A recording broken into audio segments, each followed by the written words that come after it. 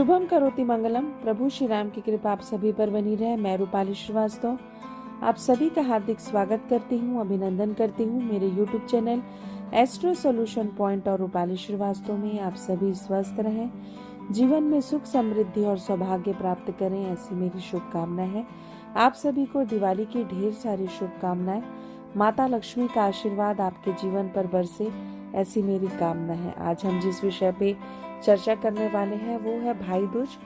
दिवाली जो 5 दिवसीय महोत्सव होता है उसका एक महत्वपूर्ण दिन होता है भाई दूज। तो आज हम चर्चा करेंगे कि भाई दूज कौन सी तिथि को है, भाई दूज का शुभ मुहूर्त क्या है और साथ ही साथ भाई दूज का त्योहार क्यों मनाया जाता है। लेकिन उससे पहले मैं आपको याद दिला दूं कि अगर आपने अभी तक हमारे YouTube channel astro solution point और रूपाली श्रीवास्तव को सब्सक्राइब नहीं किया है तो उसे सब्सक्राइब अवश्य कर लें, और अगर आपको वीडियो अच्छा लगता है तो इसे लाइक और शेयर करना बिल्कुल भी ना भूलें। तो चलिए, जिस प्रकार राखी का महत्व भाई बहन के प्रेम संबंधों का एक विशेष त्योहार होता है, एक ऐसा पवित्र बंधन होता है भाई बहन के बीच में, उसी प्रकार दिवाली के 2 दिन के बाद हम भाई दूज का त्योहार मनाते हैं।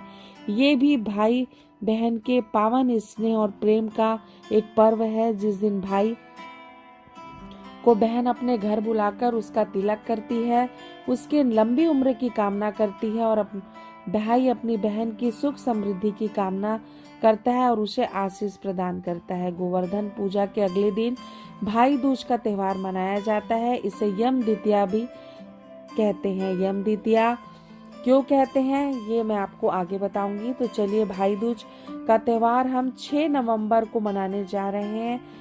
जो शुभ मुहूर्त है वो 1:10 से लेकर 3:22 तक के है दोपहर में। इस समय अगर आप अपने भाई का तिलक करते हैं तो ये काफी शुभ समय माना जाएगा।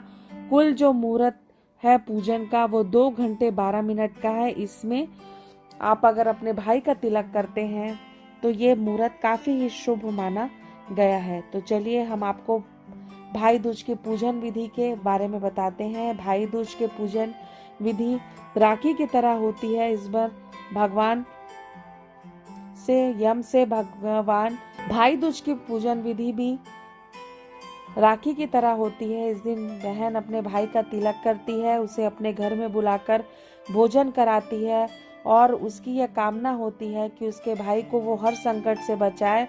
और तिलक के बाद भाई की आरती की जाती है। भाई दूज के दिन अपने भाइयों को पान भी खिलाना चाहिए, इससे भी उनके जीवन का संकट टलता है। तो चलिए, हम आपको भाई दूज की पौराणिक कथा बताते हैं। सूर्य देव के पुत्र यम और पुत्री यमी थे। विवाह के बाद यमी को अपने भाई से मिलने का मौका बहुत कम मिलता था। कार्तिक माह में एक बार यम उनसे मिलने पहुंचते हैं। यमी अपने भाई को बहुत आदर सत्कार कर उनसे प्रसन्न होकर यम से हर साल इसी दिन मिलने का उनसे वरदान मांग लेती हैं, और यम उन्हें वरदान देते हैं कि वो हर साल इस दिन अपने बहन के घर आएंगे। यमी कहती है कि भाई कितना भी व्यस्त क्यों ना हो, हर वर्ष इस दिन भाई अपनी बहन से जरूर मिले और उसके घर आकर भोजन ग्रहण करे।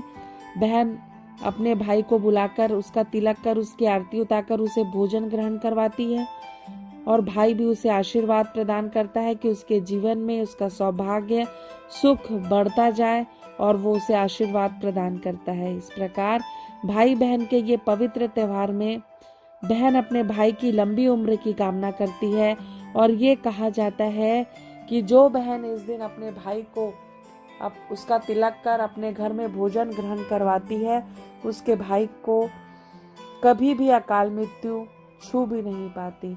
तो इस दिन अपने भाई का तिलक जरूर करें, उनकी आरती उतारें और उन्हें अपने घर का भोजन जरूर करवाएं। जिस प्रकार यमी ने अपने घर में बुलाकर उनका तिलक कर भोजन कराया था, उस दिन से ये त्योहार शुरू हुआ। इसी कारण इस त्योहार को यम द्वितीया भी कहा जाता है।